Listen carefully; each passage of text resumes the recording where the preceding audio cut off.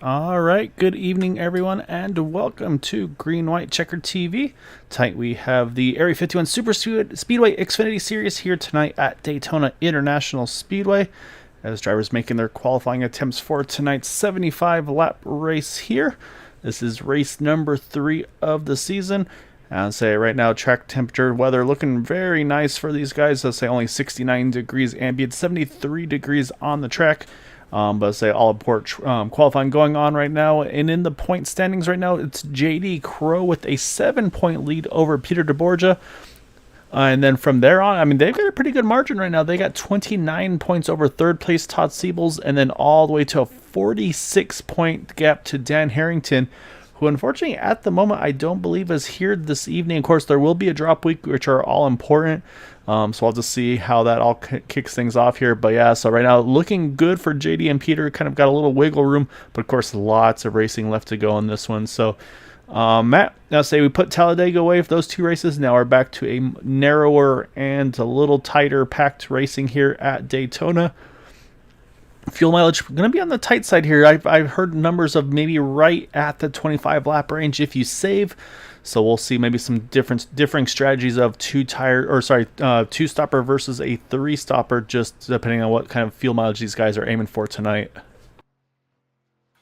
Yeah, guys.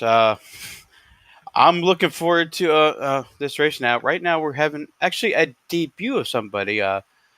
Gabe Butler will be in this race tonight. I'm really looking forward to see what he can do tonight. And also, Peter DeBorge's win last week. It was fantastic. Let's see if he can keep it up there. Yeah, exactly right. And I was saying, actually, Dean Wilkins will keeping me up to date here. Dan is here tying the 82 car, so that's good news for him on the point standings. Never want to have to dig into those not provisionals, but worry about those drop weeks right away. So, but yeah, qualifying still going on here. Got about another 2 or so minutes left to go.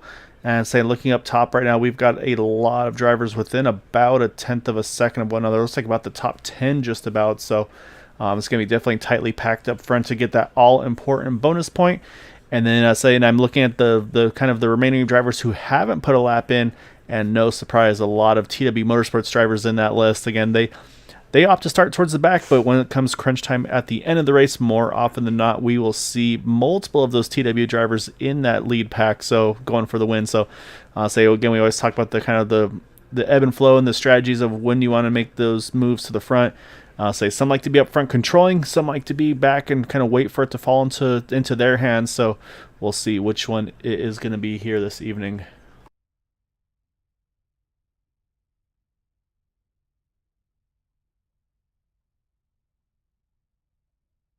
So right now, Matt, looks like we have about 19 cars that have put down a qualifying lap.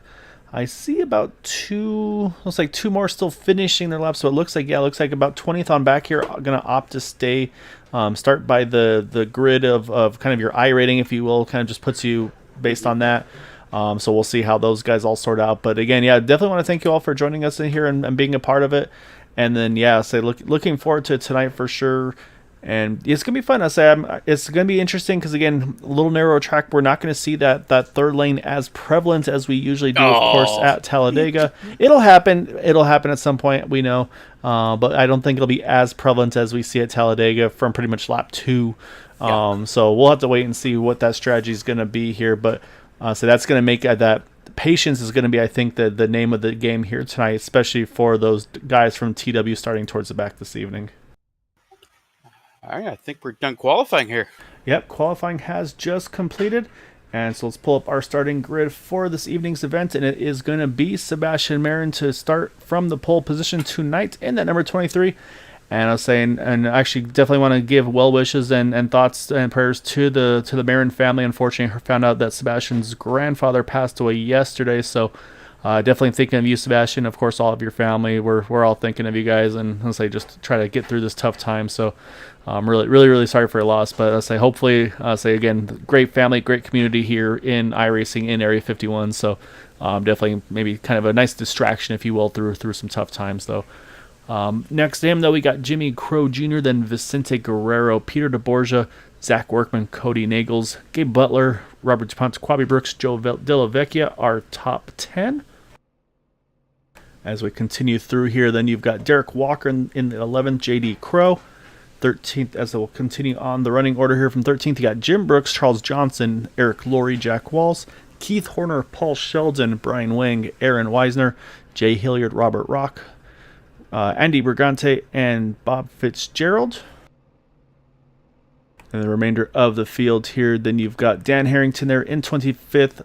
You've got then the, it says R. Sanchez. I believe it's Richard Sanchez, if I recall correctly. I'm not sure why it's showing us the R, but then Randy Miner, Todd Siebels, Dean Wilkinson, Brandon Briggs, and Rob Malone will be our 31 starters taking part in tonight's event.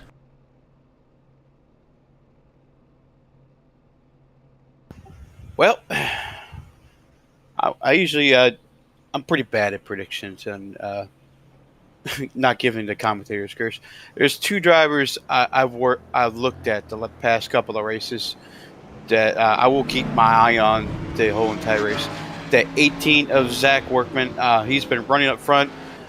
He's had some little bad luck last race there at Talladega. I look forward to him being up toward the front, probably staying up front all day long. And the return of Gabe Butler, that one car starting in 7th spot. Let's see how well he does fare against these boys here. I'm sure he should have no trouble staying up toward the front. Yeah, so I think Gabe's going to do Gabe things right off the bat. So he said it is great to see him back in the saddle in the Xfinity Series. I'll say he's been always one to watch from pretty much from the drop of the flag of any race, and especially the super speedway side. So, and so you're going to see also, say, we talked about, say, it'll be a little difficult for us maybe at sometimes to talk about the TW Motorsports sharing similar paint schemes. We're going to see a lot of that tonight as well with the teammates in Bootnarker with Sebastian Marin. So you'll see some similarities there with his paint scheme in that number 23. Then you go back, you look at Peter DeBorgia there. He's got similar. There's Zach Workman, Gabe Butler. Say all of these just the same thing, kind of honoring and remembering Sebastian's grandfather there. So really, really nice gesture, nice touch by these guys that, again, they get to race with each other week in and week out. And just the little things that they do for their friends and everything like that. It's really nice to see. So with that, though, Matt, it is time to get things underway again. Daytona tonight, we had Talladega twice. Now we're back here at the 2.5 mile super speedway as the pace car is going to drop in here and hand things over to our front row. And then once that green flag flies, we will be underway. And there they go. We are down and away. Race number 3, 75 laps is our scheduled distance as Sebastian Marin leads the field in turn number 1.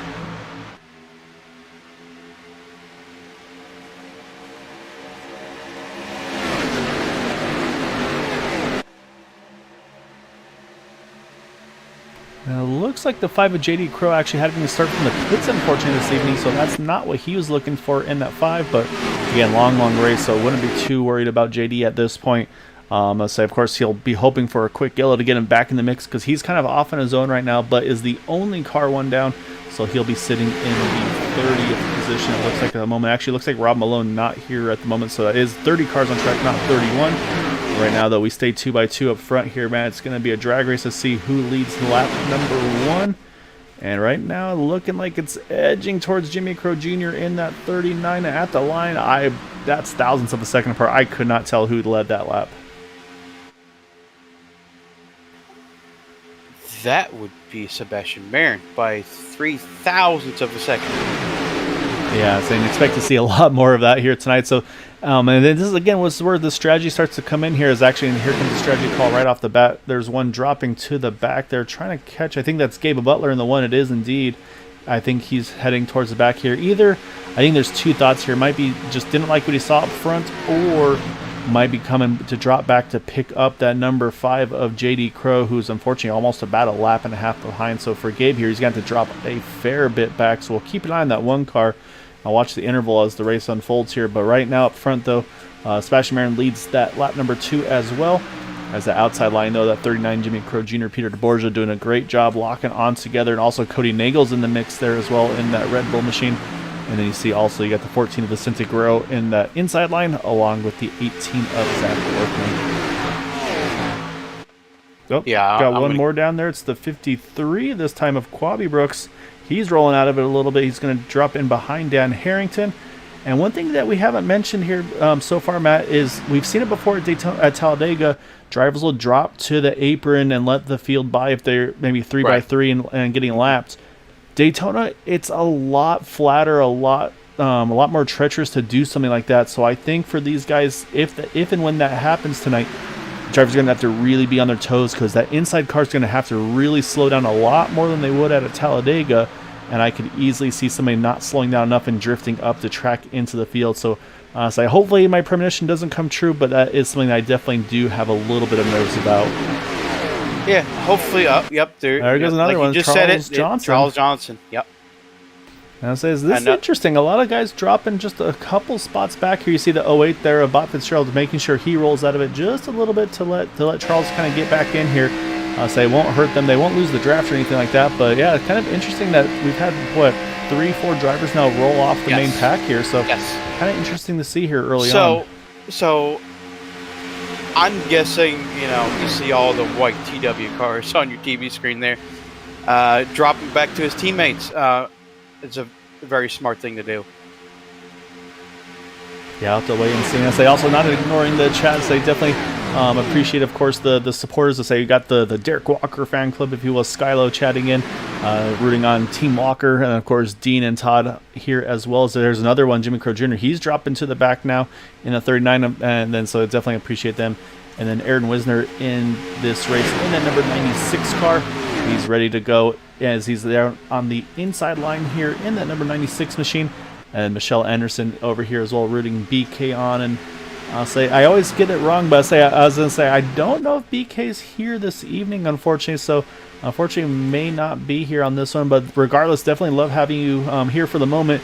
So maybe have to make a phone call and see where BK is. Because, yeah, it's like, hey, man, we're here to support you. Where you at, buddy?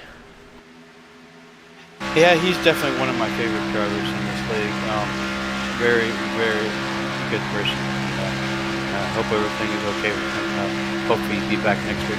Yeah, definitely be good to see BK back. And right now, though, Vicente Guerrero, I think one of the teammates, if I'm not mistaken, of BK Anderson, he found an opening. He jumps to the top in front of that 41 of our defending champion, Peter DeBorgia, saying he might not be a teammate of these guys, but he's kind of got the matching black and white theme here on that number 14 car, the Goodwrench Oreo combo there. So I believe, I'm not 100%, I'm not all the way up to date on my paint schemes, but I believe the Dale Earnhardt oriented Oreo. scheme. Mm-hmm. Yep. So yeah, but right now, he's going up for the front right now in that 14 machine. Didn't get that lap led, but is in good spot there, and he's got some teammate not too far behind that 06 of Cody Nagel. So definitely keep an eye and see if those two find a way to get together at some point this evening.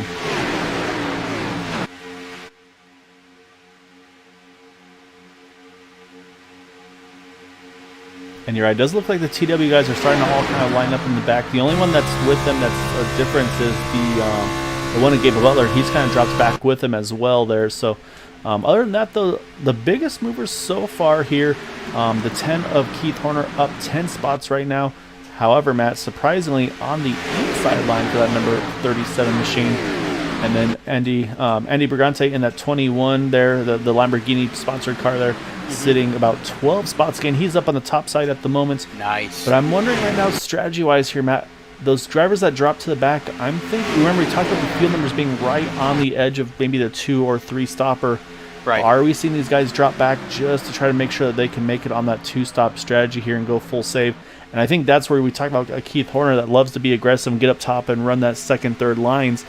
I think Keith Horner showing a lot of patience right now, just saying, you know what, I'm going to save fuel. I want to, if we get to a 2 strategy window, I want to be sure I can take advantage of that. And also definitely shout out to Robert DuPont again, once again here, putting himself right off the bat here in a great position, that third car on the inside line in that number 7. What a difference a season makes out of Robert DuPont. Last season, he did capture a win last season, but overall this season, I've been seeing him more up toward the front, and it's quite impressive. Hope he keeps it up. No, and you're exactly right. I feel like he's been relatively probably like 10, 15 spots higher average running than he's been from last season. Exactly right. So hasn't had the luck yet, But again, it's one of those things you just keep putting yourself in that position, and at some point that luck's going to change and kind of give you a chance to get these wins. He had a chance a few weeks back, unfortunately. Some contact in that got him out of the running for it, but still got a top 3. But he's going to want to get those 2 spots better. Yep. As you know, in restrictor plate racing, it's like 50-50 luck, and then but you got to put yourself in position toward the end of the race. Yeah, and I was saying, like I said, a big part of it, like I said, is getting yourself in the right position. A little bit of luck, of course, as well. But I said, I think the big one too is just that if we get those green flag pit stops, is nailing those. Oh, you saw something I didn't see. Oh, 41. It got a little bit squirrely. Peter DeBorgia pushing the 14 of Vicente Guerrero there. That was quite a moment. Yeah, Vicente was able to clear the inside line of Sebastian Marin. He gets to the front now in that inside lane. But like I said, now Peter DeBorgia getting the big push from the teammate of that 14, Cody Nagels, trying to lead that out, or trying to push the outside pack, I should say. However, if we peek just in front of this pack right here, in the distance there you see is that number 5 of JD Crow. And again, at Talladega, no concerns. At a Daytona, a little bit of worry how they catch this car and where they catch this car. And what does JD do here? For me, I think JD's honestly his best approach here, as talented as he is. I think he runs the wall and lets them go that 3 wide on the inside of him. That way, he doesn't have to worry about slowing down for the apron. So we'll see what the strategy is here for JD. But I'll say this is why he's going to get a little antsy here.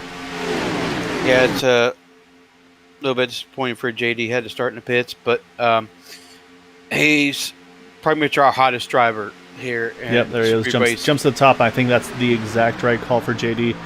So it's just, again, this is where everybody's got to make sure they give a little bit more room. As I say that, I saw some contact in the back, but I think everybody's holding on here. But definitely I saw a little bit of a contact, but it looks like everybody's hanging on here. So, I definitely had a little bit of a nervous moment there, but looks like so far so good. And JD should be able to settle in right here behind, I believe that's Dan Harrington. So he'll stay and cycle back in with the draft. So that's a big, big break for this number 5. Yeah, like I said, he's the hottest driver in our league so far. He'll be able to recover, and hopefully luck will be on his side. He'll catch caution at the right moment. And that's exactly as if and when the yellow, so he's just got to make sure that he's in a spot to capitalize and not be in it. So almost wondering too, at some point for BK, would it be in his best interest to drop maybe a little further back so he has a little bit more room to kind of react and such if needed. So we'll see. But right now things holding pretty steady up front here. Those 2 lines, let's say you've seen Sebastian Marin. He's actually found his way back to the top side with his teammate in that 41 of Peter DeBorgia. So let's say definitely expect to see those 2 do pretty solid things with one another there. And then let's say that 18 there's Zach Workman, another one of the teammates on the inside line there. But right now, say he doesn't have anywhere to go at this point. He's kind of got to stay committed here to that 14. But Matt, we're just a little bit over halfway through the fuel window here. So say again, that's when things will start to get a little bit dicey with probably about 5-10 laps till pit stops. Drivers are going to start to get a little bit antsy and try to figure out a way, how do we get to that inside line? And we'll figure about what, 10 laps away, maybe? Yeah, I think for the guys up front, definitely probably about that 10 laps away or so. I was hearing us say, because again, you look at the drivers that have been kind of having to be on the aggressive from the get-go. I'd say Sebastian Marin definitely won from the pole. He's been up front a lot, leading a lot as well, or leading a line as well. So he's definitely been using a lot of fuel. Vicente Guerrero definitely also been burning some fuel as well. Started in 3rd. So he's had some opportunity maybe to draft a little bit, but yeah, those will be the 2 at this point that I would definitely be keeping an eye on to see what the fuel mileage for those 2 drivers, because I think they'll be the telltale when they pit. Probably everybody else will try to stretch it. I would suspect a lot of those guys will try to stretch it one more lap, especially again noting the TW drivers that have dropped a fair bit back off this main pack here. Actually, and you see, we talk about the strategy. There it is, right there, the 5. He's dropped to that second pack of those TW drivers, along with that teammate of Jimmy Crow Jr. in that 39. So it's a very good spot here. I like where JD is here. Yeah, you never know. Green flag pit stops could become a factor here of him, not catching another lap car, and him worrying about trying to be the first car when that happens. Yeah, exactly right. I say his goal right now is that he needs to make sure he gets basically a good entry, good exit, and then just cycle back with the main pack, and that way, because at some point there's going to be some stragglers here and there. However, let's jump around a little bit because I say got to chat with some drivers pre-race. I know you got to as well, Matt.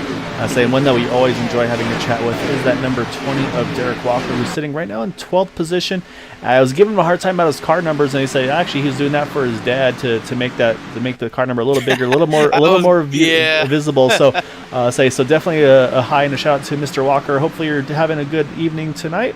Enjoying watching your son here run this evening. Saying obviously I'm sure a little bit of bias, but say from us in the booth, I mean he's a great guy. He's been a lot of fun to chat with and kind of just talk about racing, non-racing. Just an all-around good person. So it's been a lot of fun. And that's what's great about these leagues, Matt, is you learn about these people, you get to talk to them and make friendships, and it's a great little community where you have in iRacing, especially here with Area 51. Again, a little bias, of course, broadcasting, but I have never met a person in this group that I've been able to talk with that I haven't kind of enjoyed having my time spent with them. So it was a little bit of a bobble there for the 63 there. I think Brandon Briggs should be okay there. Just looked like a little tight off of 2. You can see he is costing a little bit of position here. So hopefully, again, shouldn't lose the draft here.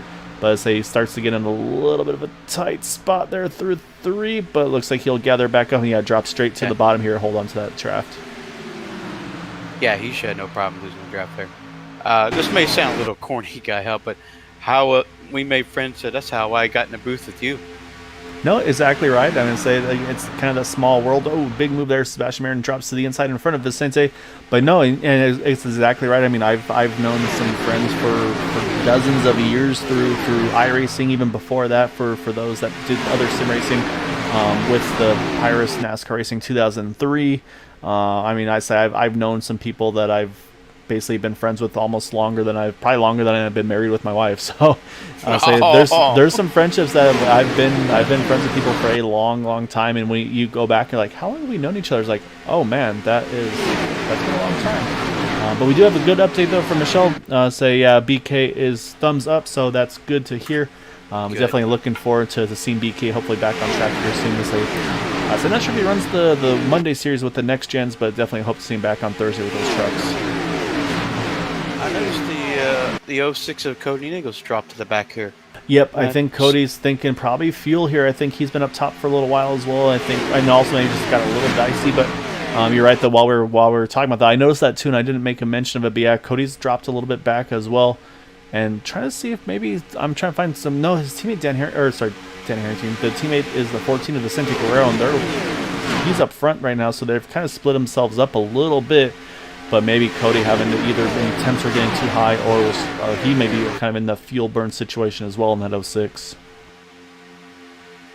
Because we are getting to it, Matt. This is lap 20. So, again, if they can make it to the third distance mark, lap 25, that's going to be coming up here very, very soon. So, we'll see. And you already see that second line starting to kind of fizzle out just a little bit. I think the pace of the race also going to start slowing up a little bit. Of course, as I say that, it looks like about half the field pretty much ran their fastest lap of the race that last time by. So I'll say the pace hasn't slowed up yet, and here goes those Sebastian and Peter here going to jump back up top and make that big charge, and clears that 14 pretty much just through the backstretch. I say probably here in the next couple laps you'll see some drivers trying to find some holes and fill that bottom lane, getting close to pit stops here.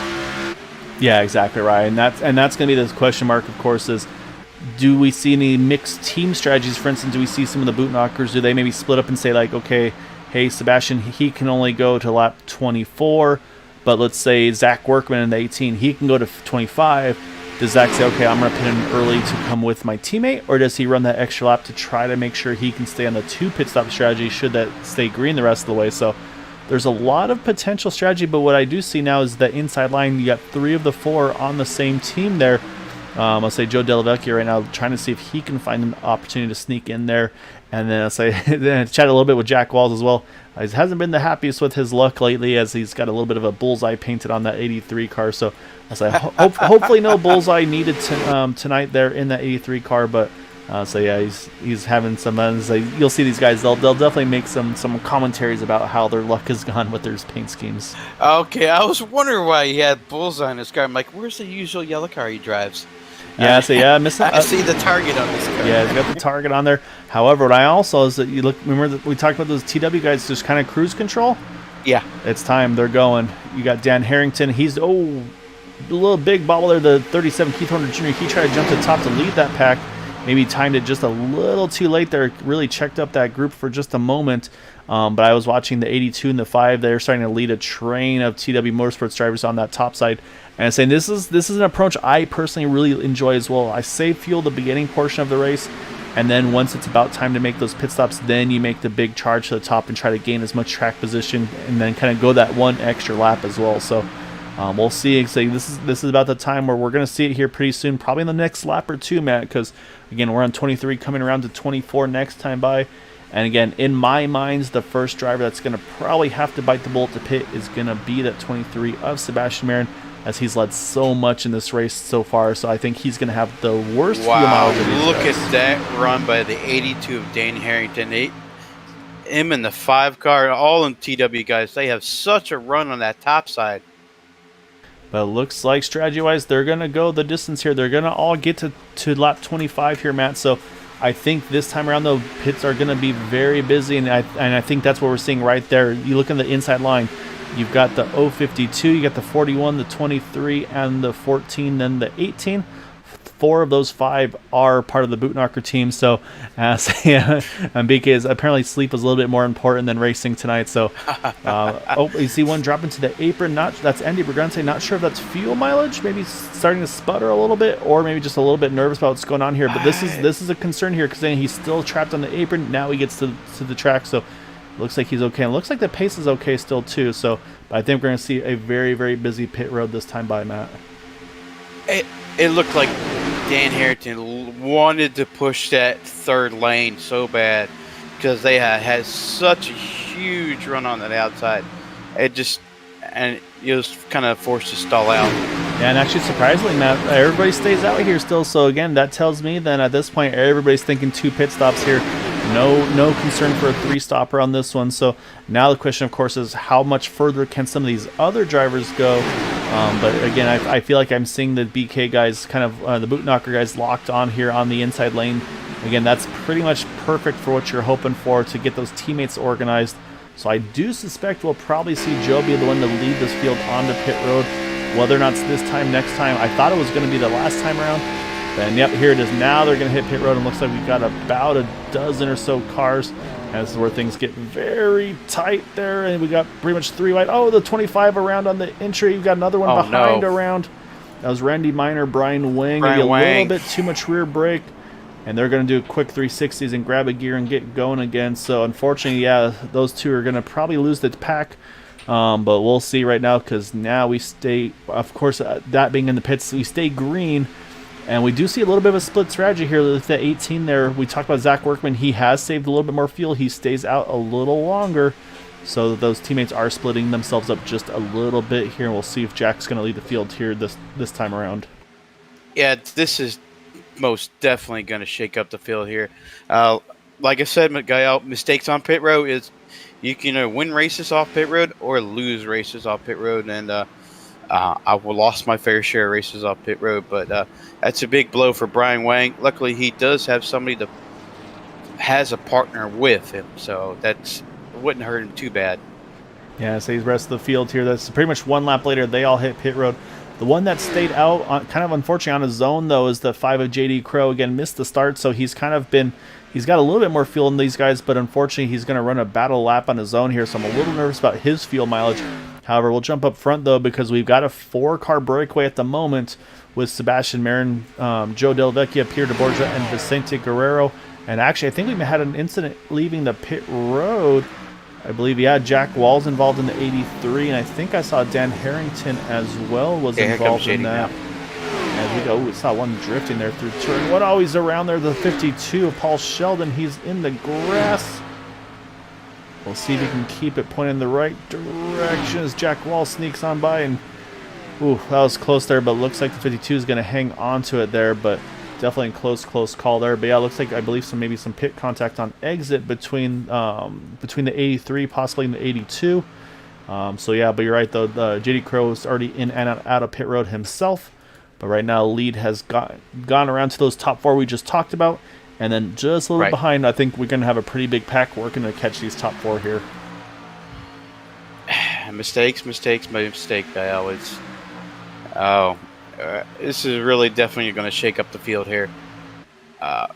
Timing and scoring. I have not looked yet who is leading at the moment. Right now, Sebastian Marin still our race leader. And actually, a great pit stop still for JD Crow, all things said, because he's going to cycle out here, and he should still be able to tag onto this lead pack. So that's a great break for the 5 car.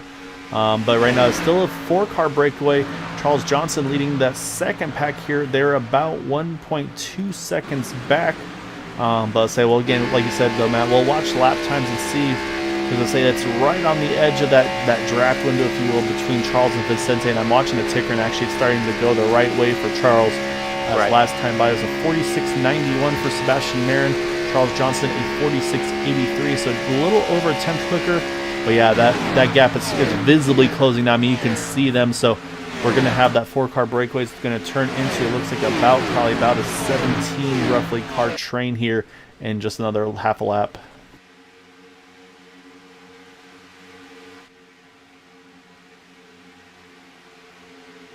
And there goes Charles. He takes momentum to the top. You see Sebastian trying to jump to the top side to protect it. And, Charles is in a bit kind of in between a rock and a hard spot there. Had to decide where to go. High, low, a little bit of contact, a little bit more contact. As Sebastian Marin and it looks like Joe Della Vecchia chose the top. Pierre de Borgia stayed on the inside line. Saying that's going to allow them for the moment to kind of keep control of this race between those teammates here. But I say, like I said, at some point you're going to see some aggression. You'll probably see that third lane form. But right now, though, these guys just hanging on to it as they run. And so, yeah, sure enough, though, we've got all the way back to Robert Rock safely in the pack. And then right now, just on the outside looking in is that number 96 of Aaron Wisner trying to catch these guys here. So I'm trying to keep an eye on look at his intervals. It is closing the right way. So as long as he can just keep what he's doing here, he should be able to join this pack, which will give us 17 cars in this lead pack. And then we got to go about 3 seconds back, though, unfortunately, to Gabe Butler. You got, who's that? Jay Hilliard, Cody Nagels. These guys are about 3 seconds off that pack in front of them, so they're going to need to try to get things organized to chase back up. And then we talked about those guys with contact on pit road. Brian Wang leading that pack, which actually, again, probably not the guy you want to be leading. I see some nose damage to that number 25 car, so probably need to switch the running order. And then the 2 that we talked about having contact earlier, the 82 and the 83, right behind them as well. Yeah, those guys, the only way for them to get back in is probably going to be a caution. Oh, yeah, and I say, actually go back up front here. We are 3 wide here, Matt. Let's say you got Charles Johnson up on the top, and I believe maybe Dean Wilkinson, if that, I think that's with him. So they try and double check here. It's a 9, and I think it's the 55 there. So they are trying to make that third line happen. Like I said, they were trying to get the outside line to go, and then it didn't quite pan out there. As a little bobble there by the 20, but again, we still stay green here. But now it looks like that third lane, unfortunately, kind of just fizzles out a little bit here, so they're going to have to regroup once more. And yeah, so right now, like I said, we've got those 17 cars in this lead pack, so a great job by those guys to get through that first pit cycle clean and green. And I say now, of course, everybody's going to be watching to figure out when that next cycle comes around. But like I said, also JD Crow, importantly for him, he is in this main pack, so right now still the first car, I believe the only car one down as they run.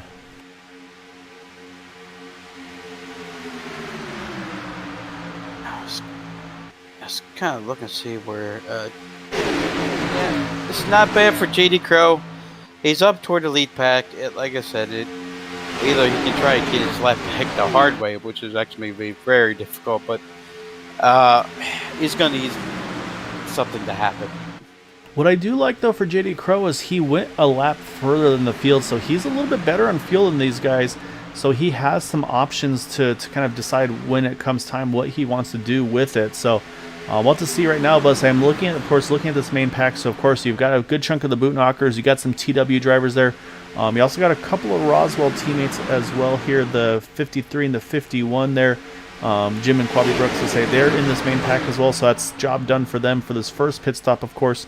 And then I start to look at some of the other drivers maybe not having any kind of teammates affiliations.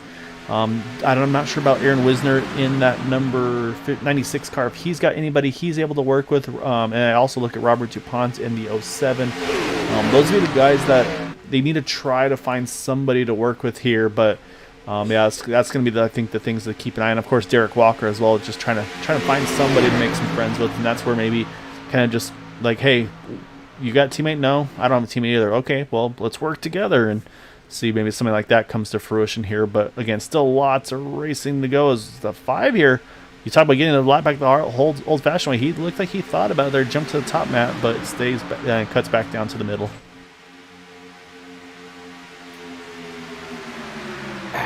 I was watching lap times between Gabe Butler and our leader, Peter DeBorgia. Pretty close. It's pretty close there. He's going to need a lot of help.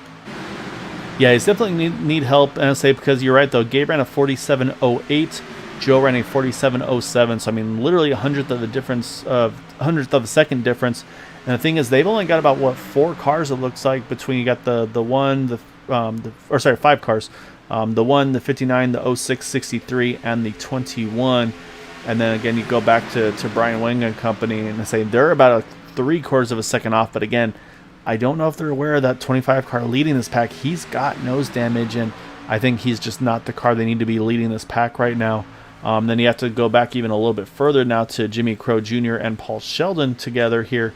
They are 20th and 29th right now. The last car's on the lead lap by about a half a lap as they run right now. And they're running about a second off the pace of the leaders as we run. You got the 20 now up on the top side. We're watching that. So you got the 20 running the third lane here. Not sure if that was to try to move forward or if he's deciding to try to drop back a little bit here for Derek Walker.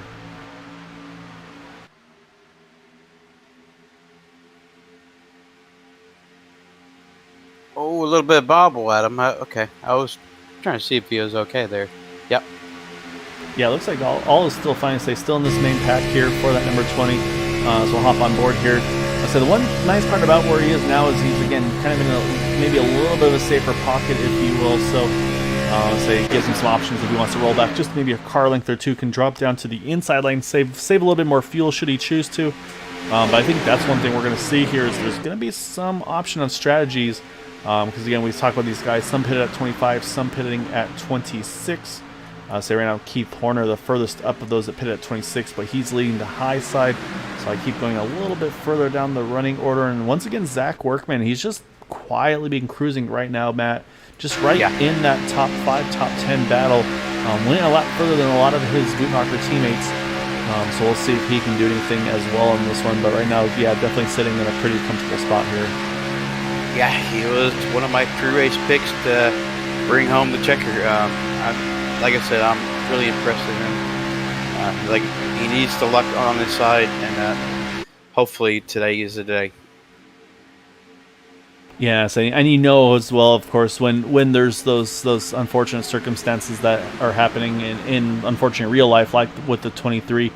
He and his teammates, there's always that little extra incentive just to go a little harder, a little more aggressive. And honestly, a lot of times it seems like it actually just it does give them just a little bit of an edge sometimes too. So right now on the team side of things, they're looking good right now. They've got 3 in the top 5 right now with that 48, 23, and the 18. Oh, actually, I'm sorry, 4 in the top with the 52 as well. As I just was looking at paint schemes, not at the drivers there. So, I mean, they've got a good chunk of drivers in this main pack. And, of course, even though the 5 is a lap down, he still will be one to work with as well. And also quietly still kind of just hanging out here, Eric Laurie as well in the 071. He's just kind of doing Eric Laurie things, just staying in touch, but just kind of taking it easy, just waiting and riding until it's really time for him to make his move as well. And he is one that's as good as any to make those big moves and get himself in a top 3 position when it comes to crunch time here as we just cross the halfway point.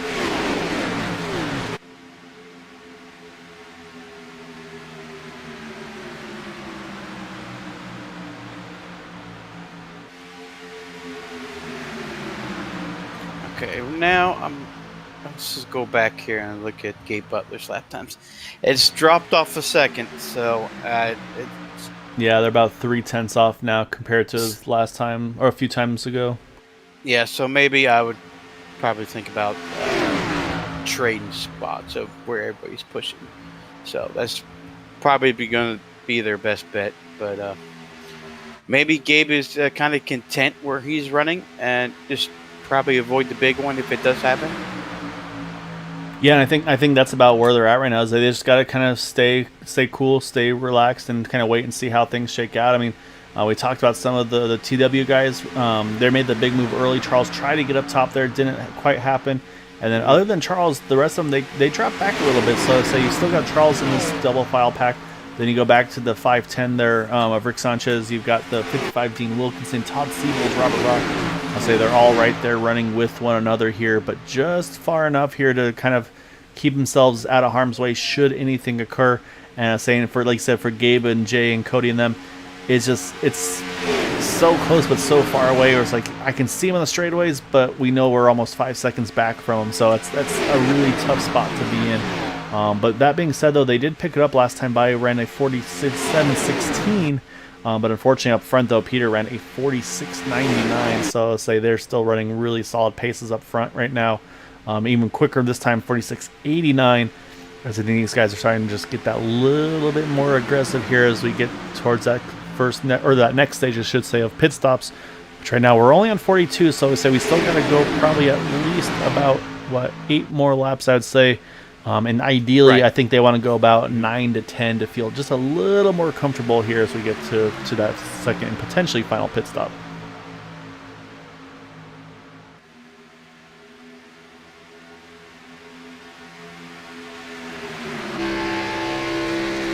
Up front, though, Joe Delavecchia now takes the point in his Yoo-Hoo machine, as that's going to now allow Keith Horner Jr. He's going to try to lead that outside line. He's got help, though, from that 5 of JD Crow. Again, JD's still a lap down, but like you said, Matt, he could get his lap the old-fashioned way, if you will. Yeah.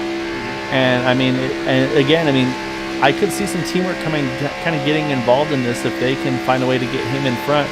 And they just kind of save off. And again, also for JD, he has one more lap of fuel than those guys at the time of the pit stops. So we'll see. Here goes a big push here for the 37. And Keith Horner cannot quite clear. So they'll stay side by side here as we go back into 3.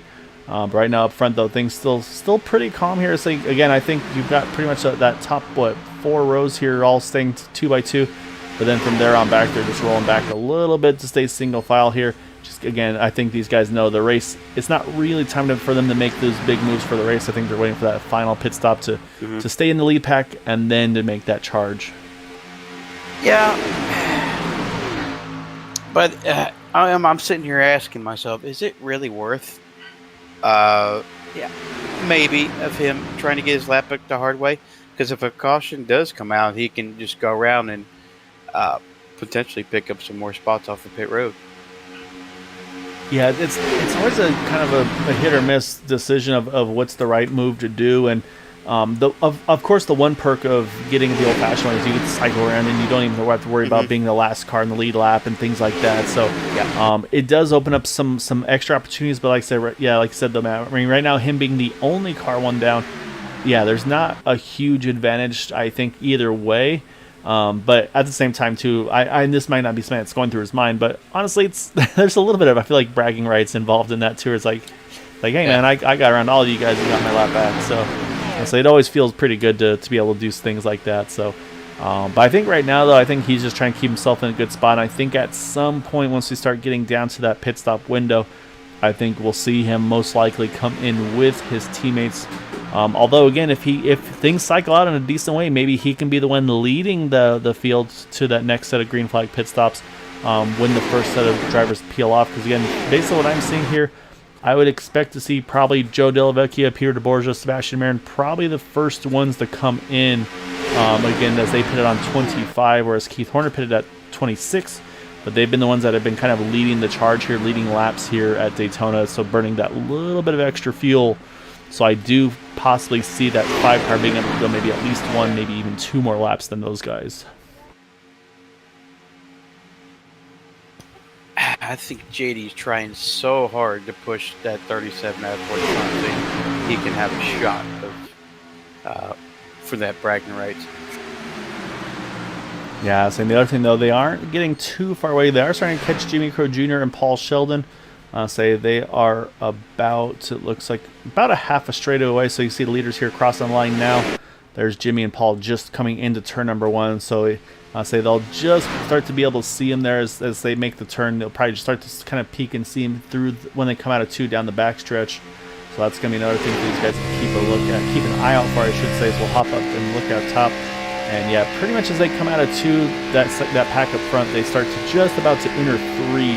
So there's still a long ways to go. But again, right now leaders running 46.80s, 48.30s for that pack that's in front of them. So it's probably the same thing, probably just a matter of a couple laps till they get there. It might be right on the edge of that pit stop over there, Matt. And that could be where JD's thinking like, oh man, now I don't want to have to be fighting with people for that lucky dog. Right. We are getting close to pit time.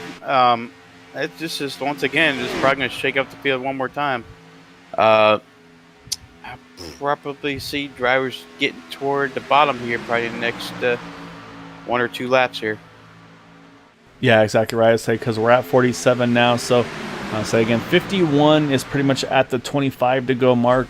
So I suspect we'll see again. I think drivers are going to try to go, if they can get to like 24 to go, 23 to go, I'll say every little extra you can is important as right there. Oh man, squeeze between the 37 and the 052 there through turns 3 and 4. And I think that's the aggression starting to pick up, or probably Keith Horner knowing he's got a pit soon. Actually, here's an early pit stop. I'm not sure about this pit call here. We got 4 of the TW drivers here pitting, Matt, coming to 26 to go. Actually, no, I'm sorry, 27 to go. Yeah. I feel like this is too early. I'm not sure if I like this call. I think what they could be doing is probably less time in the pits, and those probably save their way to the end. Knowing you can go about 26 laps, that's really pushing it. This puts there's zero wiggle room for green light checkers at this point for these guys. They know if there's a late caution, they're going to have to pit. But yeah, I do worry about that pit entry. I think it's a little too soon because even look now, these guys still didn't come in as we're going to cross 26 to go. And yeah, I feel like this may be a lap too soon, honestly. Maybe even 2 laps too soon. So we'll see. I've definitely been wrong plenty of times in my life.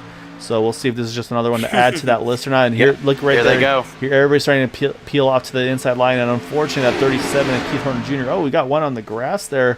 I think that was the 171 of Robert Rock, but looks like he's got a point in the right direction, so we'll stay green. Unfortunately, that does put Robert as we run 1 lap down in that 171. He's also going to have a pack of cars coming up to him here with a pretty high rate of speed, so he's going to probably try to get to the top if he can. So we'll jump up front here to see if we have any takers, and the answer is yes. Whoa, we got it. Whoa. That was a big spin there by the 07. So it looks like an unintentional pit entry for that 07 Robert DuPont there. So we have to go back and take a look at that one. But he's made it to pit road here, whether intentionally or not there, as Charles Johnson as well. Let's see if we can go back and take another look at the entry there. There was contact. I think it was like a couple of cars up in front of him. Yes, we'll go back. Okay. I see it. It was between the 18 and the 96. That was really close. Oh, yeah. It was pretty heavy contact between those two there, yeah. And I'm not sure if that was maybe Robert reacting and saying, well, at this point I might as well pit, or if he was already planning on pitting. But we got to jump back live because we've got the leaders all hitting pit road now. And it is a packed house. Ooh, a little bit of a bobble by the 53. He hangs on to it, though. And that's the whole lead pack here. Matt pitting at 24 to go. Oh, contact between the 37. Oh, more contact between drivers hitting pit road. Everything going wrong for these guys. The 51, the 37, the 18. Oh, I think the 20 missed his pit stall as well. So it's just everything's going wrong for these guys in the middle part of this group here. I'll say still looking good for some of these leaders, but right now looks like about 3 of them breaking away here with Joe Della Vecchia, Sebastian Marin, but I think Vicente Guerrero and Peter DeBorgia right now getting the best of the exits. But again, JD Crow, though, he's going to actually kind of net lead these guys off pit road. Again, though, tail end of the lead lap currently for this number 5. Yeah, unfortunately, that is going to put pretty much a cement block into Keith Horner there. Yeah, looks He like, got yeah, the old he's... meatball flag. He's still in the pits right now. Yeah, saying, look in the background, here comes those TW drivers coming back up to speed with a pretty good head of steam here. And I believe leading that pack is the 510. So we'll hop on board here and kind of watch from that number 10 of Rick Sanchez. As he's going to first catch, I believe that's Sebastian Marin. And again, he's kind of off in his own, so he's not going to have much defense here because he's still trying to build up speed and doesn't have any draft to work with. So I think we'll see them just kind of make a right to get up and around him. But actually, I think they're rolling out of it here, Matt. I think they're going for the fuel strategy idea, just trying to save a little more here. So that's going to allow Vicente Guerrero and Peter DeBorgia to continue to lead this pack. As again, right now that 5 JD Crow is the tail end of the lead lap. And yeah, looking at the pit stops, it looks like as a whole, pretty much everybody got in and out pretty clean. Unfortunately, I said Keith Horner, the one that got the worst end of the stick there. Yeah, and Zach Workman, one of my previous favorites. I swear I didn't do it, Kyle. I didn't give him the commentator's curse. But seriously, it's just a tough break for them guys. Hopefully, like I said, hopefully he'll catch him off. Yeah, and the other thing is with the way this craziness has happened is you've got pretty much now a 9-car breakaway of leaders here, with 2 lap cars in the mix here, Jimmy Crow Jr. and the 5 of JD Crow. So right now those 2 are well, actually I should say the 39's on the first car, 1 down, the 5 still being the tail end of the lead lap as they run. So right now those 2 actually get their laps back, but unfortunately, you go back to some of these other drivers there. Let's say Robert Dupont, the last one in this pack now. Then you got to go to Quabi Brooks, who's about a second and a half back. He's just on the outside edge. If he can just get just a little bit of a breath here, he might have a chance to catch these guys. We'll keep an eye on what his lap times are looking like to the leaders. This is a 47.06 for Peter DeBorgia to a 46.81. So Quabi was about 2/10 quicker. So there is a chance here he's just going to have to really hope that they kind of just stay where he can grab onto them. But then from there, it's about 10 seconds back to the 51 of Jim Brooks. We saw him make some contact, and he's got Cody Nagels that is coming up behind him. And so this is kind of the second pack, if you will. So they're trying to make their charge. But yeah, this has really split this field up in, again, about 3 solid packs here. So we'll see. It was a lot of bobbles here from that second pack. Everybody's trying to kind of get situated there. But up front, though, still is Peter DeBorgia leading while following, though, his teammate of JD Crow. Right now, I got my eye on those white swarm of bees of TW Motorsports car. It looks like the 23 just went up on tried to block the 9 cars run there, and I think they're trying to control the lanes if they can. Again, Daytona, Talladega, very, very different situations here. And I said, you see Peter DeBorgia at this point, he's got to make a move himself. So wow, he's what a push. Oh, my goodness. Big bubble. They save it. And they're going to come up on Dan Harrington in 82 as they come out of 4. So it's like, again, this is probably about the best spot you can have to have something like this happen. Yeah. And also still watching the 53 of Quabi Brooks. He's he's within a second now, these guys in front of him. As he's going around the 101 there of Randy Minor, who's also now unfortunately a lap down. So I think Quabi still got a shot in this one. So we're going to have 10 drivers in this lead pack here who should, in theory, be all good to go on field. But again, I do still worry a little bit about those TW drivers pitting at 48, whereas everybody else pitted around 50 to 51. Yeah, you're absolutely right about that lane control there. It's very smart by them drivers there. I'm just thinking of that third lane may come into play probably in the last 10 laps of the race, possibly. It's going to have to. I mean, I think at this point there's no question if you're going to want to win, you're going to have to get to that third lane. So, because right now, again, you look at the inside lane, and so you've got, it looks like a side-by-side battle for lead, but right now for Peter DeBorgia, I mean, this is kind of the best of both worlds where you're leading, and that car to your inside is a lap down, so it's not even affecting your lap sled or anything like that. So I mean, Peter's in a good spot to just really rack up bonus points, or lap sled, I should say, to maybe add a bonus point to that 14 car. Because I mean, I don't suspect we'll see Sebastian Marin or Joe Delavecchia make any big moves on their teammates at this point. And then it also pins some of your competition, like the 14 here, Vicente Guerrero. He can't go anywhere. He's pretty much pinned behind the 5 car. Same thing for Charles Johnson, the 9 right behind them. So really the first driver that has an opportunity to go somewhere else is the 07 of Robert DuPont. But again, I don't know if he's got any teammates or formal or informal. So say right now, let's say, yeah, they're in a really good controlling spot. So at some point it's going to have to be those TW drivers that are kind of just drop back a little bit here. I think they'll be the ones that are going to have to make that move. But getting a little nervous though. Dean Wilkinson, he's dropping back a little bit further, too far for comfort for me, but I think he's trying to keep that 101 Randy Minor in this main pack if he can. But it's just right on the edge of being able to do so. So we'll see. Duty mentioned the 53 though, Quavi Brooks. He did catch his lead pack. He is back in this main pack here.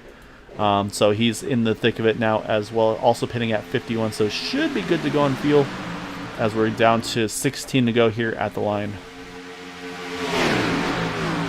He was one of those 4 drivers that pitted early. I think it was on lap 48, 49. It could be that's why he's dropping back so much, trying to save just a little bit extra fuel. Yeah, and I do have a little bit of questions of why they, if they had to pit at that 48, 49 point, or if that was just by choice saying, hey, this is a good time to do it. So I'll have to wait and see. But say right now everybody's starting to just kind of, again, try to pick and choose and make their marks of where to put their cars here at the closing stages of this thing. But right now, really for Vicente, his only realistic option to try to get to the front here and probably get to the outside line is to just basically shove that 5 for all he is worth, see if he can basically clear the outside line. But again, a combo of Sebastian Marin and Peter de Borgia, that's a very, very difficult combo to try to do anything with. So I think you're right, though, Matt. I think at some point here in these closing stages of the lap without a yellow, I think we see that third lane start to form. Again, the question will be which driver is going to be the one to make that move.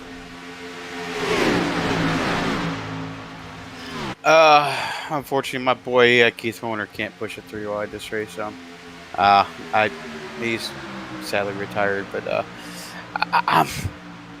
I think who's going to push that 3 wide? I really think about Charles Johnson. If I'm willing to put money, if he can get there, yeah. Yeah, if I'm willing to bet money, Charles is probably going to push the issue and try and get all his teammates and probably get everybody mounted up and use that third lane. Yeah, at some point it will happen. Yeah, like I said, the question will be kind of just with how many laps to go and which driver it'll be to do so. I see a little bit of smoke there. Oh, we got one that popped a motor, it looks like. Uh-oh. Trying to catch who that is. They're going to come around to lap him here. So we'll wait for it to go by. And that is the 25 of Brian Wang, unfortunately. Blown motor for that car. He's just going to try to limp this thing to the pits. Again, trying to let this thing stay under green. So, again, I say it's a tough break for Brian, but I say, again, appreciate just how good these guys are about things. And like, well, we're going to basically try to make it around so that the race can stay under green. So definitely a big shout out to Brian there. And so, yeah, so right now, of course, Matt, this is the race for the win. We got these 10 drivers here in the lead lap. In this lead pack, and then you got to go about 18 seconds back to the 06 of Cody Nagels, as he's got in his pack, he's got Gabe Butler, Andy Brigante, Andy Wisner, and Brandon Briggs, and then another 10 seconds back to Eric Laurie, who's just got Zach Workman with him, and then 4 seconds to Robert Rock and Jay Hilliard, and then back to this slightly smaller pack as well, though, Jim Brooks, Jack Walls, Derek Walker, and Bob Fitzgerald. Which then brings us back to that JD Crow battle. So, yeah, it's kind of slipping about four or five packs here as they run. But right now, like I said, yeah, Peter's still in control of this thing, but we're getting to it here, down to 12 to go. Again, still so far, knock on wood and metal and whatever you want to knock on, caution free. But again, at some point, things are going to start to ramp a little bit higher. Driver's going to start to squeeze a little more, push a little harder. And I'm saying that's when it's going to be kind of touch and go to see how it goes to the end here. I'm sitting here looking at, I see one driver who's like really trying to to see if anybody would go with him is that '07 of Robert DuPont. Probably trying to get your brother to give him a big push. We haven't talked about Kwabi all race long. He's been silently here running in the top 10. Yes, he was on the edge of losing the draft that second stop, but able to hang on to it and keep it in there. So, do need to mention, of course, also for the 25, Brian Wing was able to use his fast repair. I was thinking, it's like, wait, how's he back on track already? I was like, oh, fast repair. So he's got a fresh engine in that 25 car, so he's going to roll to the top side, let these guys go by on the inside. And so he's going to be a couple laps down, but of course still in this lead pack. And again, talk about teammates. Brian's part of that Bootnocker team as well, so he could also find an opportunity to play a role in this one, maybe try to find the line to help his teammates maybe push a little bit here. We've seen crazier things happen. So, but you're right, though. At some point, someone's going to have to try to find some people to work with. And like I said, Right. Charles Johnson, he's going to have to find a way to get to the middle lane if he wants to be the one to make the move. Or like I said, the two that are in the best spot right now are the 07 and the 53. And I don't know if it's by trying to keep maybe some temperatures in the car, or if he's kind of just showing that he's willing to go up there. But that 53 of Kwabi Brooks has been peaking up there a lot. So we'll see if that comes into fruition, as well as they're coming up to the damaged car of Jim Brooks here in the 51. And saying Jim's going to same thing. He's going to jump to the top here, let these guys go by on the low side. Yeah, unfortunately, just that pit stop really took a lot of guys out of contention, including that 51, I think the 37, if I'm not mistaken. And so, yeah, so it's a tough break for Jim, but so he's going to keep just lugging some laps and wait and see if maybe gets an opportunity here as he goes down also one lap here. There's going to be one point in time where the 5 cars probably maybe might get out of the way here and let these guys race it out for the win. That's a good question. I say we talk about teamwork and such, and yeah, it's definitely a different one than we're used to seeing, because right now where JD Crow is he's in a great spot again. If there's a yellow, he'd either be lucky dog or get the just drive around and stand the lead lap that way. But yeah, once we get to like a 1 to go situation, at that point it's like, well, yeah, of course you're not going to get a yellow, you're not going to get your lap back. So yeah, what does he do? Does he roll over and let the field fight it out, or does he stay in his position? Because I mean, that's going to give the best chance for his teammate in the 41 to win, because it's keeping the 14 of Vicente Guerrero pinned behind him. So there's definitely some question marks on that of what's the right approach to take. And as I say that, here comes the 25 of Brian Wang. He's going to run the third lane on his own here. I think trying to go from maybe 2 down to 1 down. So let's say that's gonna be one that's gonna no help at the moment. But so there's gonna be some drivers that are gonna get kind of a little flustered and be like, hey, what's he doing here? I say we're going for the win here. But at the same time, I mean, if you can get back from 2 down to 1 down, it definitely opens up some opportunities. And right now, that on his own on the third lane, it's not going too bad for Jimmy Crow Jr. Big bobble. Yeah, he got on the apron there. Yep. He's still on the apron, hanging onto it. And it looks like he will save it, but unfortunately, that's going to drop a few of these guys maybe out of the draft here. So that's going to be the next thing, is these guys are going to have to hustle back up, because right now they're now over a second behind Kwabi Brooks here, of Dean Wilkinson, Rick Sanchez, and Todd Siebels. So unfortunately, that's not what they wanted to have happen there. They're going to have to basically start to be very aggressive here these final, 7 laps now here that we've got, as lead pack has caught a pack of lap cars here as well. You got the 20, I think it's the 08 and the 83, and this is where things can always get a little bit nervous, a little bit dicey here, but so far so good. Yep. But yeah, this lap traffic could play a role in this thing, Matt, either again with the cars they're lapping, or with lap cars that are trying to stay in that position or try to get maybe one of their 2 back. I mean, yeah, there's a lot of question marks. And this is the 25 and the 07 just about make contact, almost push him down to the 53. So yeah, this is getting interesting. But what will help there is for this group behind is that with those guys just getting lapped there, Matt, they'll be able to catch this draft once more here, and so this might be an opportunity for Dean here. Maybe keep that momentum built up and then jump to that third lane here. But right now, though, I don't know. This is looking pretty touch and go here, as we're going to be coming around 5 to go here. Yeah. 53 in the apron. Yep. He's still trying to hang on to it. Yeah, pretty he's much good. exactly what happened to Jimmy Kerr Jr. He's going to drop back up. Yep, you saw right there. The 08 gives him some room to recover. So again, really, really nice gesture there by Bob Fitzgerald as well here. So yeah, everybody's starting to make little mistakes, get a little greedy. And the other thing, again, the lucky dog battle. These guys are going to start to kind of squeeze each other a little bit more because I mean, you look at Derek Walker now. He's the second car one down, or as they run, actually would be the first car one down, depending on where the 5 is in relation to the 41. So very, very interesting. A lot of storylines in this one here, Matt, as we get to these closing 5 laps, 4.5 now. So, yeah, so this will be interesting because, again, this is all pending if we can get to that white flag without anything happening at that point. I'm a little bit flustered right now. Me as a driver. If I was Brian Wang, just let these guys race it out. 2 down. There's no reason to push the issue right there, but that's just my perspective there. But up front, I really think the 41 and the 23 is using the 5 car up here, just trying to keep the 14 pinned right behind the 5, and it's just when push comes to shove, we're coming to about 4 to go here, and things are going to tense up here in a second. Yeah, Zachary, I say it's going to be 3 to go at the line here. And so, yeah, it's just, right now, I mean, there's just not a lot that anybody else can do. Because, again, you look at the inside line, you've got the 5 kind of keeping the 18, or sorry, the 14 at bay where he can't go anywhere, obviously. Then you got 3 teammates on the outside, the 41, the 23, and the 052. And then Robert DuPont in the 07 is probably just thinking, like, I'd love to go somewhere, but I don't have anyone to help me yet. So, and then you got the TW guys starting to roll back on the bottom. They're catching back to the pack here. So, yeah, I mean, we're at 3 to go, about 2.5 to go, if you will. And they're also starting to catch a few more cars here lap down. So, this is going to get pretty dicey here in this next 2.5 laps. And, of course, at that point, if we get to that white flag net, at that point, all bets are off. Okay, there goes to 25. I was kind of a little bit delirious there, but up front,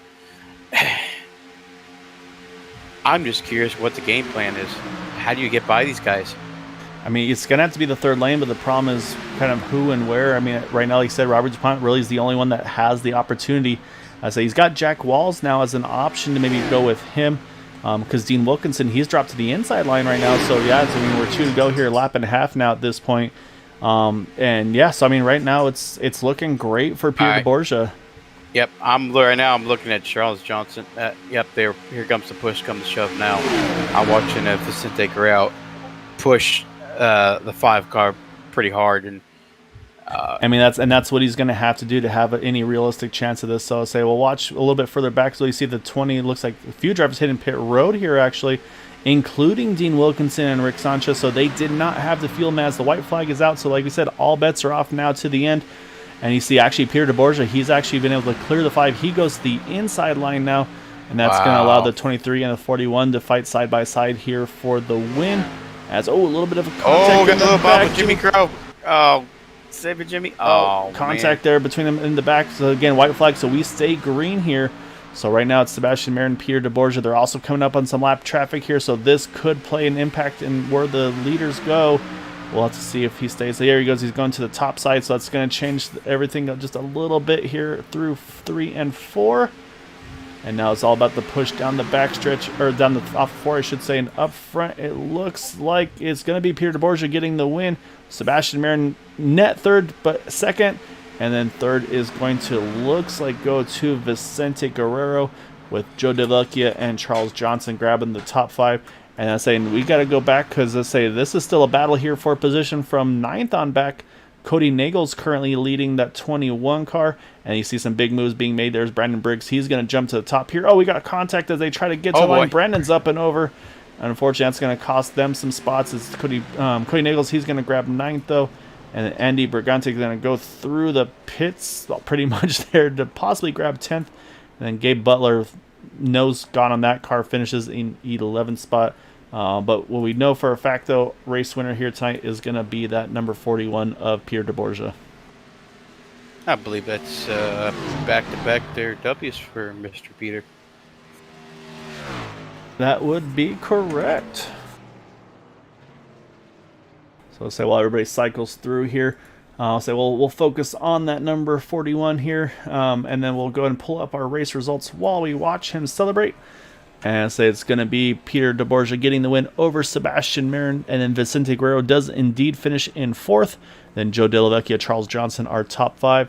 And then the remainder in that lead pack were Robert DuPont, Quabi Brooks, and Todd Siebels in eighth.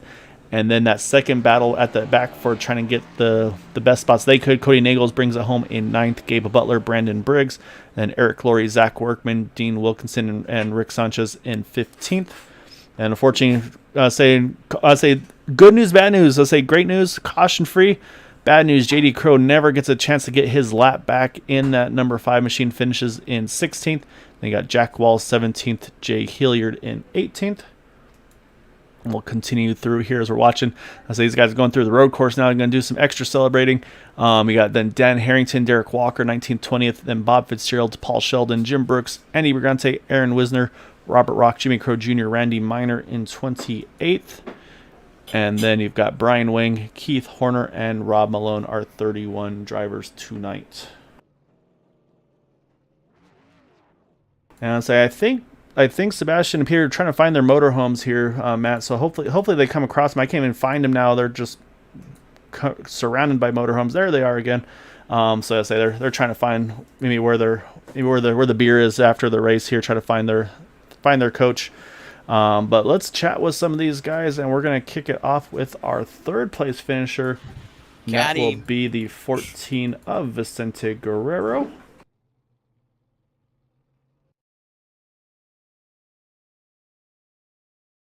And yeah, like you said, Matt, I mean, we're mentioning all race long and say he was in a great spot there, but just kind of stuck between a rock and a hard place, I think is probably the best way to describe that one, Vicente, because you're in a good spot. You're able to save a little bit of fuel just in case towards the end.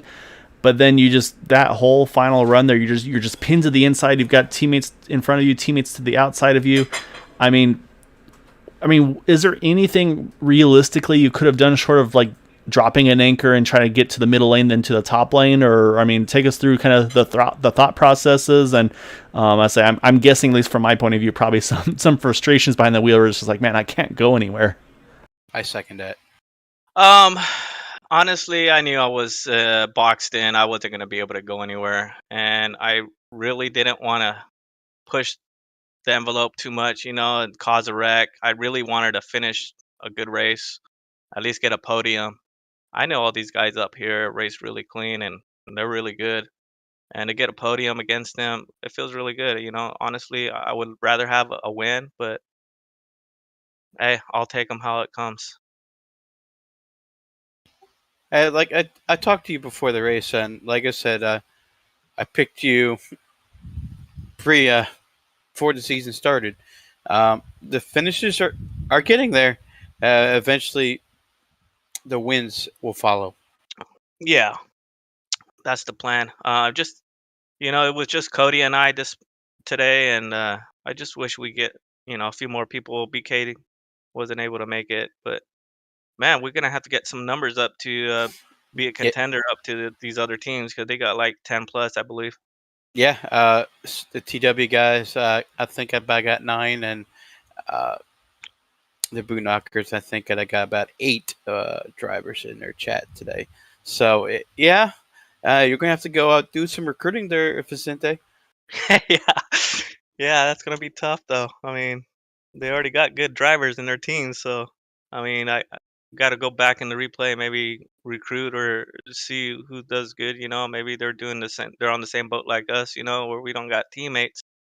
But they finish fairly well. So uh, for me to finish up here against these guys with Cody and wasn't near me, Mm-hmm. it feels pretty good. Right. So, like I said, it's sorry things didn't go your way, but I'm sure a third place finish will kind of ease the pain a little bit. We'd like to do some thanks, sponsors, and shout outs. Just like to thank you guys broadcasting this league race here with Area 51. I always enjoy racing here.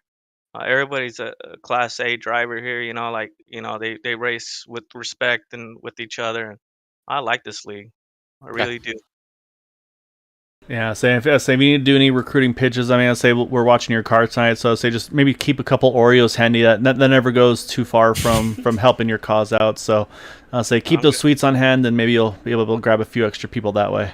Yeah, I just need a little bit of milk for these cookies. Well, I'll say talk to Joe. He's got some YooHoo. I don't know if they go well together, but you can have a chat with Joe tonight. All right. Great job, though, Vicente. Good result here this evening. Thanks. All right, Matt. So from there, we got to jump over to our second place finisher, which will be the 23 of Sebastian Marin. And saying started from the pole, was able to stay up front for the majority of this race. And I mean, I say it was kind of just a controlling race really for the boot knockers. I say. Obviously, a tough spot for your teammates at one point. The JD Crow having the grid from the pits and just never getting an opportunity to get his lap back. Which good news, bad news, of course. Love caution free, but you always want to have a chance at these things. But I mean, you guys you had the lanes, you had the speed, you had the control of the race. I mean, I'm guessing for you probably couldn't have gone too much better than what you were able to accomplish tonight. Yeah, that race basically went as smooth as any driver could have hoped. Obviously, one spot short of what I wanted, but oh well. Those are the cards I was drawn. But overall, it was a great race, and at least my teammate got it. And even if it's not a win, I want to honor this race for my grandfather, of course, who passed away yesterday. So. Mhm. He's definitely in my heart and watching me from above, and I miss him already. So this was for him. Hey, Sebastian, it's Matt. I really feel your pain there, brother. I lost a really good dear friend of mine about 4 weeks ago. Well, I'll never forget it. But um, what was your game plan? I know you were tucked in behind the 41. Was it a last minute call by you guys? Um, so we wanted to run the middle and keep JD on the bottom and try to keep him ahead of us. So if a yellow did come out, JD could have, or he would have stayed on the lead lap, and Jimmy at the time would have been the first car lap down, who was only a few cars behind us. So that's why we weren't really forcing the issue. And then on the last lap, Peter went down. I think our plan was going to be that he would go down to give me a chance to get the win up top, but that lap car just gave him the draft entering turn 3, and you can't recover after that. So yeah, that was our plan. So I mean, like I said, at least we got a 1-2 from teammates, and couldn't ask for anything better. Yeah, I mean, it was a very, very well, like you said, team executed race between all of you guys. I mean, you and Peter and Joe obviously was in there for a good chunk of that one as well. And so obviously pit stops played a big role in tonight's race, where we saw a couple times a big packs hitting pit road, and then unfortunately those big packs didn't quite make it to their pit stalls without any drama. But it looked like as a whole for you guys went pretty smooth. I mean, you're kind of Mr. Pit Stop. I feel like is I mean, you go for just every single just inch you have to send it into the pit road, just basically leave nothing to margin. I feel like, I mean, was that something that you felt like when it stayed green that was perfect for the strategy for you guys? I mean, how nervous were you knowing that it was going to be a pretty busy pit road with having multiple drivers kind of 10 plus hitting pit road all at the same time? Yeah, we tend to like green flag pit stops because, like you said, I feel like we're one of the best. And that first pit stop, I'm like, hey, maybe let's not take tires to make the pit stop as short as possible and see if we can break away. That didn't happen. So on the next pit stop, I went in a little cautiously because I was locking up a bit the rears and it was getting really sketchy going in. And especially since I didn't change any tires, it was really bad.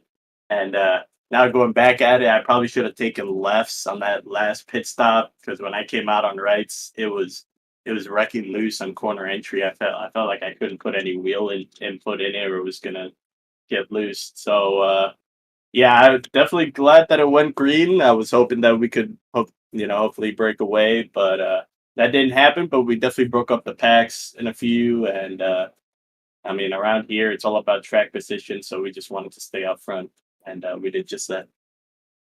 Yeah, you guys, I mean, like I said, you worked it to perfection tonight. So, like you said, wasn't quite obviously the result you want. Always want to get the wins, of course, but I'd say to be able to do what you did tonight was really impressive in itself. And yeah, like you said, so definitely we're all thinking of you and your family through a tough time. So, like I said, it's yeah, it's tough. I say it's nice to get a little bit of a kind of distraction, if you will. Get with your friends, have some fun, before you kind of get back into the thick of all of that stuff. But yeah, so yeah, definitely thinking of you and your family, Sebastian. Definitely want to wish you all the best. And so yeah, so definitely good job tonight, and we look forward to seeing you the rest of the season, man. Thank you, man. Can't wait for the rest of the season, and appreciate you guys for all you do. Thank you. All right, so we're going to switch it over to his teammate in that matching paint scheme of that number 41 of Peter DeBorgia. Say Peter is busy before the race, so say having to make a bunch of little custom paint schemes. But maybe save the best for himself, if you will, tonight, though, Peter, with you able to kind of eke out the win over your teammate there. But I mean, just something we mentioned to Sebastian, I mean, you guys, just the team effort, the kind of just control you had over the field pretty much from the drop of the green tonight. I mean, that was very impressive to kind of basically control all the lanes at various points in the race, and just it looked like it was going to take something big to have a chance to get around you guys, to have for anybody else other than the Bootknocker team to have a chance to win it tonight. Yeah, this place is a whole lot different than Dega, especially with a lot of the guys in this league. I mean, they made the elected decision to change our schedule a little bit. We go Dega twice in a row and then Daytona, and then Dega twice in a row and then Daytona. So clearly, they view this track. I'm sputtering and running out of gas. They view this track as a little bit more difficult for this many cars running that close together. So, and as you guys can imagine and see, it's really hard to pass here then if you don't really get a third lane ever going. So we felt track position was really important. A lot of us qualified really well, and we just wanted to be in the position to make sure that we left the pits together and got out in front as well, and we're able to just kind of control those things, and hopefully nothing crazy happened that would have affected our pit strategy and messed us all up. Yeah, I mean, I'll say that's pretty much mission accomplished there. I say, of course, the tough part tonight was from one of your teammates is JD Crow. Say, unfortunately, missing the grid, having to start from the pits, and then it's like good news, bad news. I mean, you go caution free, that's great, but then for JD, it doesn't give him a chance to try to get that lap back. But was in the mix there that whole time there. And like I said, if there was a timely caution, either right on the edge of being the lucky dog or getting the basically waving ground and giving someone else the lucky dog. So, I mean, how tough was that to balance for you guys? Knowing it's like, because I mean, for you it was great because you're basically leading. Even though you're 2x2, you're basically just racking up laps led there in that final stint until those last couple laps where then you went to the inside. I mean, how was that feeling for you? Where it's like, man, this is working out pretty well, even with a car down a lap. Yeah, I mean, the best you can do is to make the best decision that gives you like the highest expected return, right? And keeping JD right there and Jimmy a few cars back. If the likelihood that we were going to go caution free, not very, right? So. We put ourselves in, the position that if that did occur, it'd be great for us. But also if it didn't occur, that we'd also be in a good spot there. I also wanted to save a little bit of extra fuel for Sebastian. I felt like if I had jumped down there, JD would have been in the lucky dog spot, and that would have messed up Jimmy's plan a little bit. Sebastian could have gotten more laps led. He missed the race earlier this season, and obviously I'm sure he talked about what this race and this weekend, how impactful it's been already. And,